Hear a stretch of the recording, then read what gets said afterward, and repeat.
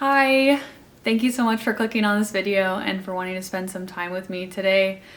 My name's Anna, and so far here on YouTube, my videos have consisted of me detailing my husband and I's journey to having a baby. And we've unfortunately had a couple of miscarriages along the way. And despite it being the most devastating thing that I've ever experienced, I found that there are also a lot of bright sides to it. And I know that may be weird to hear, and if you're someone that's in the thick of your losses right now, and this isn't the kind of video that you want to hear, I completely understand. I don't want it to come off tone deaf, and I don't want it to downplay the severity of what we go through as lost moms. I just wanted to offer a different perspective with this because I'm someone that, especially since my losses, I've spent a lot of time on YouTube watching other women's stories, and I can't tell you how inspirational it's been to see videos from someone talking about their miscarriage, and then you fast forward a couple years later and they have their baby, or they have multiple kids and life is great, they made it to the other side. But I don't really see videos offering a lot of hope for people who aren't on the other side yet. So that's what I want this video to be, because I'm not pregnant right now. We're not expecting a baby yet. But still, I'm feeling really grateful for our experiences. And so I made a little list on my phone here that I may refer to. And the first thing that really hit me after going through a loss was just how much it deepened my marriage with my husband. Now, my husband has been a perfect gentleman since day one. Like, literally every night I go to bed thanking God for sending me a man like him. But going through grief together is like a whole nother level. Like, you can be confident that your husband is gonna be there in the hard times, but it's another thing to go through it and see just what a great person they are, and just be validated in the choice that you made, and know that you can make it through anything in life. So that has been so beautiful, like the love that I have for my sweet, sweet husband. It's caused me to have even more gratitude for everything else in my life too. It's weird, last year when we got married, we had a glorious day. Then we went to Italy for 12 days. It was like a movie. It was my first time in Europe. Then we come back and we start looking for a house. We find the perfect one that somehow was in our budget. We get all moved in. And I remember saying to some people in my life as a joke, like, my luck has to be running out. Like, my life is too perfect. Like, we're gonna run into obstacles. And little did I know the extent that we would go through struggles with having a baby. But the point being that when I zoom out and look outside of our losses, my life is incredible. And so as I sit in my home now, I'm so grateful. And I look at the experiences that we've had just in a different light. And it just reminds me that everyone goes through their unique struggles. Like, no one makes it out unscathed in life. And so it's one of those deals, like, I remember that quote all the time, that like when you dump out your problem, if everyone were to dump out their problems on the floor, you'd probably want to pick up your own. And so, yeah, miscarriage is brutal, but it does make you more grateful for what you have. And so another thing that it's kind of forced me to do is slow down and really enjoy the stage of life that we're in as a married couple. As much as we are striving to get to that next stage of life, I think we also have to acknowledge that each stage of life comes with its different pros and cons, you could say. And we want to sacrifice all of these comforts that we have now for that next stage. But like, while I'm still in this stage, I'm going to take extra time to appreciate that we can sleep in, that we can have a quiet home, that we can sit and read for a couple of hours if we'd like, or drop what we're doing and go to the driving range, or plan a little last minute trip. And we can walk around the house naked and be more spontaneous in that way. And it's all like, it's superficial stuff. Again, it's like, I am looking forward to giving up those things and being a mom, but for now I'm going to soak that up because I have luxuries in my life that other people don't. And let's see here. Oh, that bringing up like going to the driving range, going through loss and having the timeline to children be extended, it has allowed me to invest in other parts of my life and our life as a married couple. And so we have decided to invest in different things in the home. Like, I have a new chandelier sitting on the table over there that we're going to get installed soon that we probably wouldn't have bought if we would have known that we would have a baby coming here soon. We've invested in golf lessons, and it has been such a fun bonding experience as a couple to learn more about this sport that I've had no idea about. And then for my husband, it's something that he enjoys, that he's gotten to dive into more. And it's something that when we do it, we know that in the future, we're probably not going to have this time. So it's really sweet to just invest in those little things that I think will like make our life better in the long run. While we have this extra money and time to do so. Let's see. Oh, I will say with trips, it can kind of be a double-edged sword because like my husband and I, we are deciding to fill our calendar with lots of like little trips because I have become a little bit superstitious about wanting to fly while pregnant. And believe me, like for most women, this is not an issue. I know that the baby moon thing is a big deal and you want to soak up that time as a couple before your baby comes. But lost moms, you probably know that feeling of wanting to do everything in your power to decrease the risk of miscarriage. And so I'm not trying to like blatantly say that flying or something is going to cause a miscarriage. It most likely won't, but I just think for my own peace of mind and emotional state that like when I get pregnant, I want to do everything I can to give it a good prognosis. And so just for me, that kind of looks like staying a little closer to home and not taking like international trips or flying in an airplane. But if you're in a stage of loss where you know you're going to have several months before you're at the stage of trying again and you do want to plan a huge trip, go for it. I really recommend doing things that can take the grief out of the very forefront of your mind.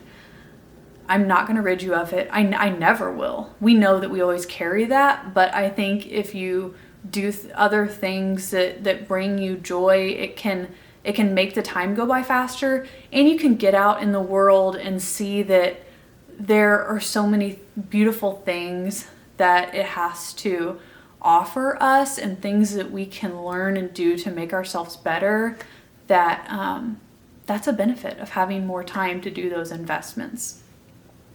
Let's see.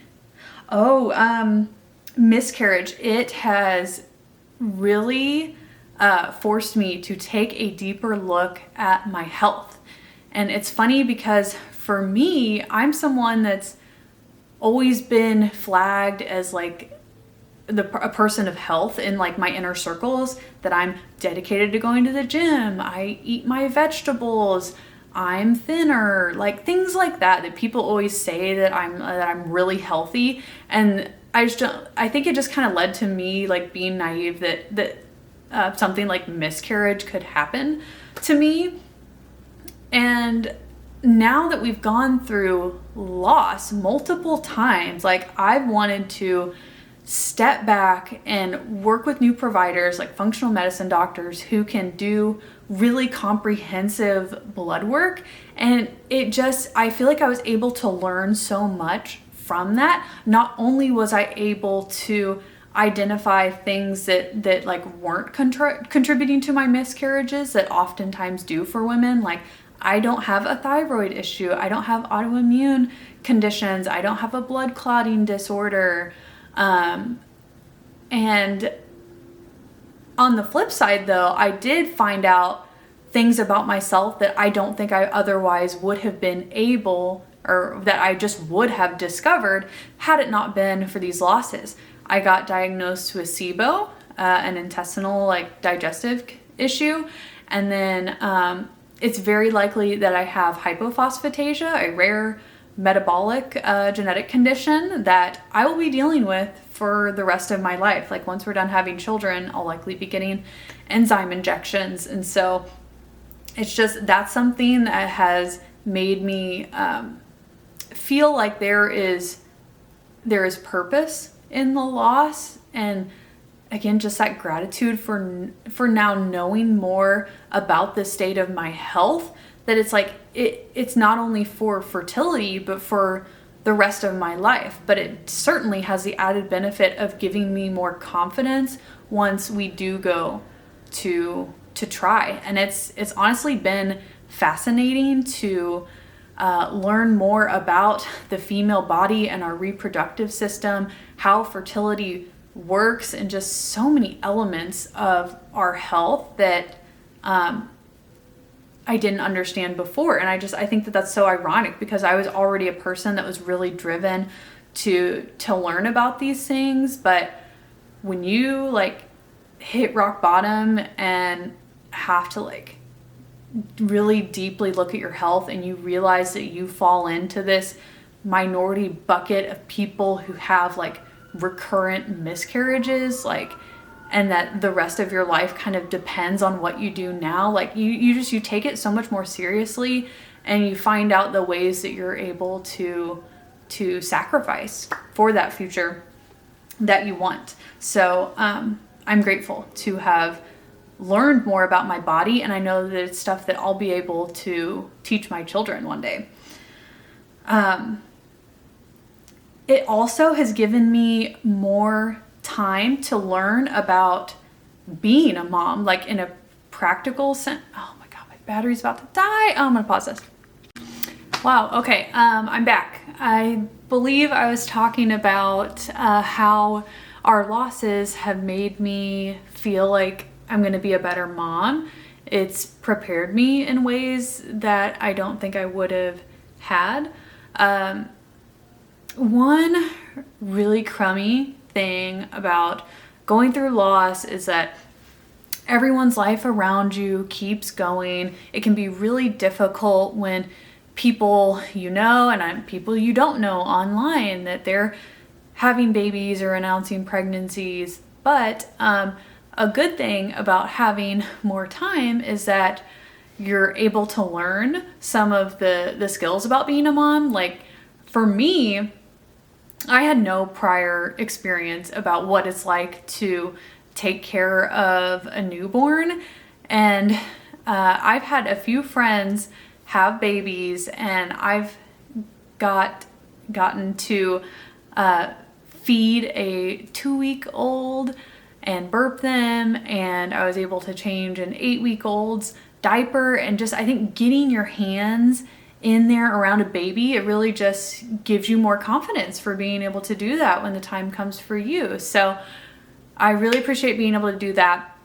It also helps with making a registry, just like getting recommendations from actual moms in your life, because it can be overwhelming to filter through different videos and things online that get targeted to you once the algorithms know that you're pregnant. And then it's like I also just get to consume more content and have more discussions with my husband about like things that are going to come up with children. So just like all of those things have made me feel more confident as a mom. Next thing, when I started talking publicly about going through loss, I had women coming out of the woodworks to offer me support and advice when I wanted it. And so that meant the world to me. And I'm really glad to be able to offer that to other women now, to help make them feel less alone when they're going through something as isolating and as emotionally tumultuous as pregnancy loss.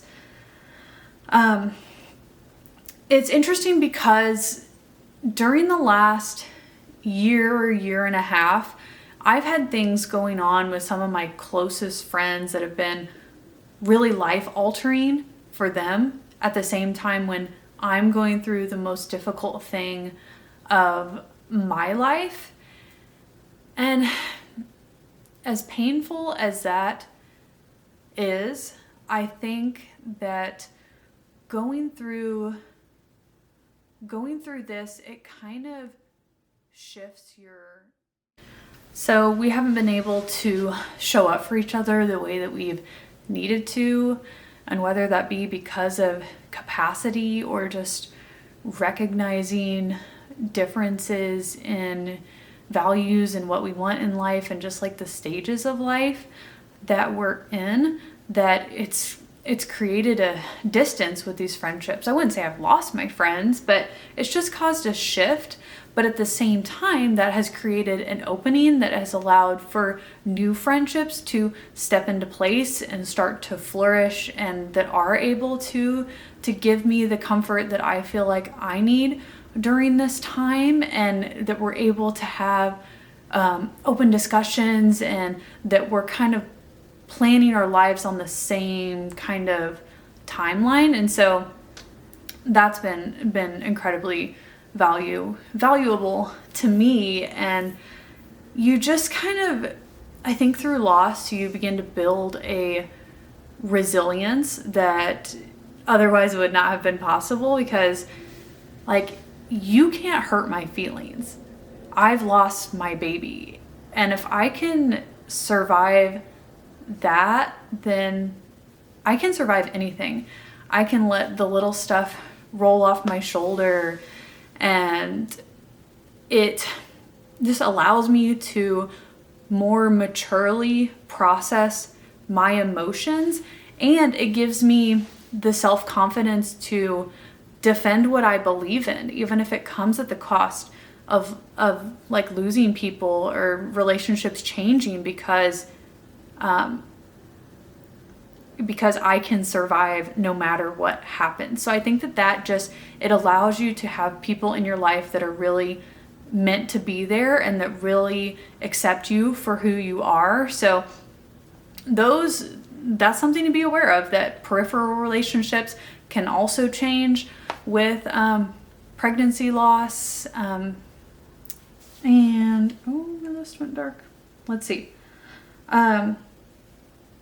And with another thing that I don't think I mentioned with my first clip of talking about how it's improved my husband and I's relationship, that doesn't always happen for people. Like if you look it up, and I don't know how they really quantify something like this, but they compare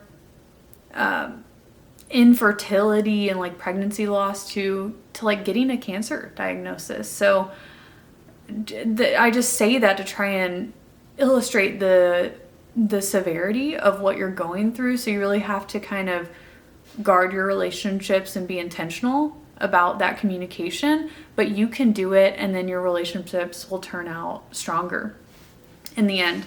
And arguably the greatest thing that has come from my losses is my closeness to God. And being closer to God has just it's allowed me to look outside of my individual life and my feelings and know that my life has purpose beyond any of my earthly desires. And I think that it just kind of brings you a peace that nothing on, like, no moral being can do for you in the same way that God can. So whatever that looks like for you, I would encourage you to work on a spiritual practice, because it can really do powerful things for your mindset and your outlook, and can just bring you joy and hope in the darkest of times. So yeah, those are my thoughts for today. I hope that there is something you can glean from this video, and I just appreciate you taking the time, and I'm sending my love. Please let me know if there's anything that I can do to support you in the future. We'll talk soon.